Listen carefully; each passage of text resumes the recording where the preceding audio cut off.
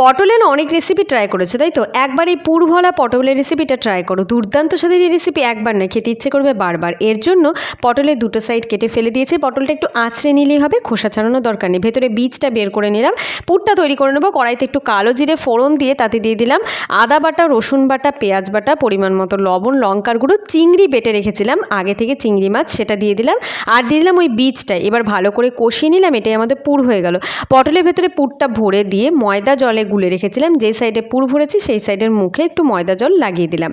এবারে পটলগুলোকে হালকা করে ভেজে নেব, হালকা আঁচে কিন্তু, বেশি ভাজার দরকার নেই। এরকম ভাজা হলেই তুলে নেব। কড়াইতে দিয়ে দিলাম বেশ খানিকটা টমেটো কুচি, দিয়ে দিচ্ছি পেঁয়াজ বাটা, রসুন বাটা, আদা বাটা, লঙ্কার গুঁড়ো, পরিমাণ মতো লবণ, হলুদ, ধনে গুঁড়ো, জিরে গুঁড়ো। মশলা ভালো করে কষিয়ে ফুটিয়ে রাখা গরম জল দিয়ে দেবো। নামানোর আগে ভেজে রাখা পটল এবং গরম মশলা দিয়ে কিছুক্ষণ থেকে নামিয়ে নেব। দুর্দান্ত স্বাদের এই রেসিপি সবাই ট্রাই করে। রেসিপি ভালো লাগলে সাবস্ক্রাইব করে আমার সঙ্গে থেকো।